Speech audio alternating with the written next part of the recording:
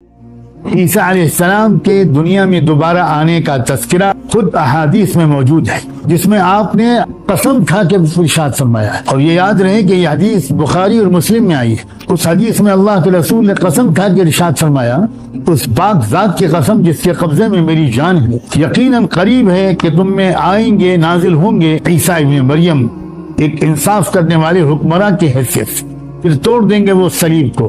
جس طرح ہمارے معاشرے میں ایک لفظ بولا جاتا ہے بت شکنی، اس سے مراد کسی پتھر کی مورتی کو توڑنا نہیں ہوتا، ایک نظام کا خاتمہ ہوتا ہے، ایک نظام کی طاقت کا کچل دینا ہوتا ہے۔ اسی طرح صلیب شکنی کا مطلب بھی علماء نے یہی سمجھا ہے کہ یہ جو ایک دور دنیا میں گزرا ہے صلیبیوں کی بالادستی کا، اس کا خاتمہ ہو جائے گا۔ تو اس موقع پر سیدنا ابو ہریرہ نے روایت کے آخر میں یہ بھی فرمایا کہ اگر تم قرآن سے اس کا ثبوت چاہتے ہو تو پڑھ لیا کرو سورہ نساء کی آیت وَإِن مِّنْ أَهْلِ الْكِتَابِ إِلَّا لَيُؤْمِنَنَّ بِهِ قَبْلَ مَوْتِهِ، یعنی عیسیٰ علیہ السلام کی موت سے پہلے سبھی اہل کتاب ان پر ضرور بضرور ایمان لے آئیں، اور قیامت کے دن وہ لوگ ان کے بارے میں گواہی بھی دیں گے۔ ظاہر ہے کہ جب عیسیٰ علیہ السلام اپنی حقیقی شکل میں سامنے آ جائیں اور وہ اپنا تعارف کرائیں گے اور وہ کلمہ توحید لا الہ الا اللہ اور محمد رسول اللہ کے لوگوں کو دعوت دیں گے اور کہیں گے کہ میں نہ خدا ہوں نہ خدا کا بیٹا، تو پھر لوگ ان کو پہچاننا شروع کریں گے۔ اور ظاہر ہے کہ عیسیٰ علیہ السلام کی شخصیت کی محبت تو دنیا کے کروڑوں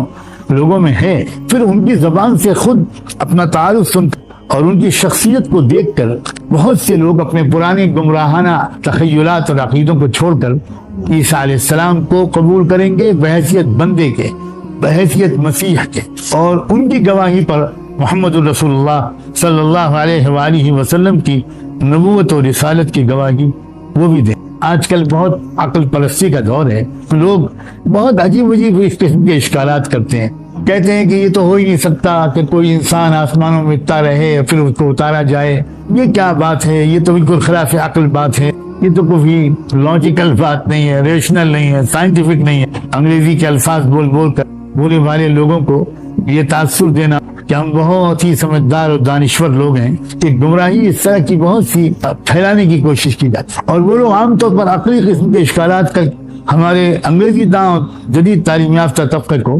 متاثر کرنے کی کوشش کرتے ہیں۔ میں چند باتیں عرض کرنا چاہتا ہوں۔ ان کی تو پیدائشی عجیب و غریب طریقے پر ہوئی تھی اور اس پر ہم سب کو ایمان ہے، وہ تو بہت معجزانہ طریقے پر پیدا ہوا، اور پیدا ہونے کے فوراً بعد کیونکہ جب مریم علیہ السلام اپنے بچے کو لے کر بستی میں آئیں تو برادری اور بستی کے لوگوں نے ان کے بارے میں بڑے نامناسب خیالات کا اظہار کرنا شروع کر دیا، اور معاذ اللہ یہ بہتان لگانے لگے کہ جیسے یہ بچہ جو ہے وہ حلال کا بچہ نہیں ہے، حرام کا بچہ ہے۔ تو اللہ نے اپنی بندی مریم کی پاک دامی کے اعلان کے لیے اس نومولود پیدا ہونے والے نئے پیدا ہونے والے بچے کو بولنے کی قدرت دی۔ ماں کی گود میں تھے ابھی، اور انہوں نے صاف صاف بات کرنی شروع کر دی اور اپنے بارے میں اور اپنی ماں کی پاک بازی کے بارے میں ایسے کلمات بولے۔ تو یہ کسی عام انسان کے بارے میں نہیں کہا جا رہا ہے، ایک ایسا انسان جو شروع سے آخر تک خلاف عادت طریقے پر اس کا وجود اللہ نے بخشا ہے، اس کو عام قاعدے قانون کے تحت اس کی تو پوری زندگی ہی نہیں گزری، اس کا وجود بھی غیر معمولی طریقے پر ہوا۔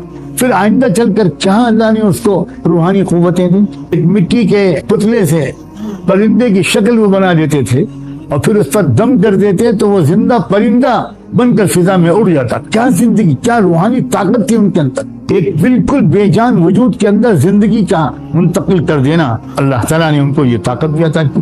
اور وہ لوگ جو اپنے ماں کی پیٹ سے نابینا پیدا ہوئے یا کوڑھی جیسے ناقابل لا علاج بیماری میں مبتلا ہوتے، ان پر ہاتھ پھیر دیتے یا دم کر دیتے تو فوراً اچھے بھلے ہو جاتے، آنکھیں روشن ہو جاتی، جسم پر کوئی دھبا باقی نہ رہ جاتا۔ حد یہ ہے کہ وہ مردوں کو زندہ کر دیتے تھے۔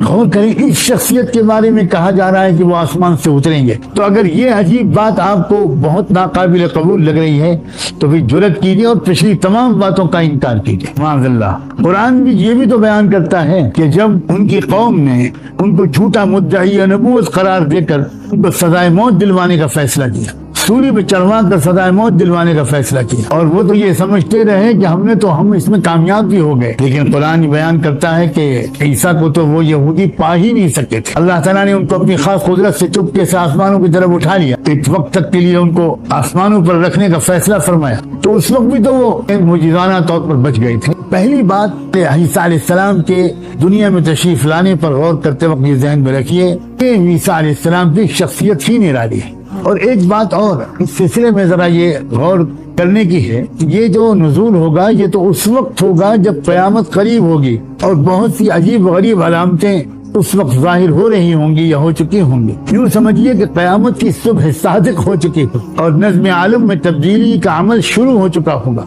लगातार अजीब गरीब किस्म के वाक़यात हो रहे होंगे, दाब्बतुल अर्ज़ जाहिर हो रहा होगा, सूरज मगरिब से निकलने लगेगा। तो ये सब एक आम दिनों के, नॉर्मल दिनों के बिल्कुल वाक़यात नहीं है। शख्सियत भी गैर मामूली है और जमाना भी गैर मामूली। उस जमाने में एक यही वाक़या, ये अनहोनी नहीं होगी, बहुत सी अनहोनियां होंगी। इसलिए ईसा अलैहिस्सलाम के आने का या दज्जाल का इनकार इस बुनियाद पर करना कि उनकी जो नौइयत और तफसील हदीसों में आई है वो हमारी अक्ल में नहीं आती, ये तो बिल्कुल ऐसे ही है जैसे कि कोई कहे कि क़यामत और जन्नत और दोज़ख हमारी अक्ल में नहीं आती। जो तफसीलात आखिरत की बयान की गई हैं कुरान में वो हमारी अक्ल में नहीं आती। अब यहाँ मैं लगे हाथों ये भी जिक्र कर दूं, आइंदा इंशाअल्लाह शायद दोबारा भी इसका तज़किरा आएगा जब दज्जाल का तफसीली तज़किरा होगा कि दज्जाल के कत्ल के लिए ईसा अलैहिस्सलाम ही को अल्लाह ताला ने क्यों मुंतखब फरमाया। शायद इसमें बहुत बड़े दकीक इशारात। दज्जाल की जो तफसीलात आप सुनेंगे तो उसके बाद आपकी समझ में पूरी तरह आ जाएगा कि साइंस और टेक्नोलॉजी की जो आखिरी दर्जे की जो इजादात होंगी उसका इस्तेमाल कर रहा है ये दज्जाल, पर्दे के पीछे से भी, और उसी का इस्तेमाल करेगा ये दज्जाल सामने आने के बाद। ये इसी साइंस और टेक्नोलॉजी का नुक्ता उरूज होगा, आखिरी जो मेराज हो सकती है साइंस और टेक्नोलॉजी की। आप इंशाल्लाह दज्जाल के तफसीली तज़किरे में इन बातों को सुनेंगे। आपसे गुजारिश है कि आप चैनल को सब्सक्राइब करें ताकि इस सीरीज़ के आगे की वीडियो आप मिस ना करें। इस वीडियो को लाइक करें और शेयर करना ना भूलें। अस्सलामु अलैकुम वरहमतुल्लाहि वबरकातुहू। Subscribe now and press the bell icon. Never miss an update.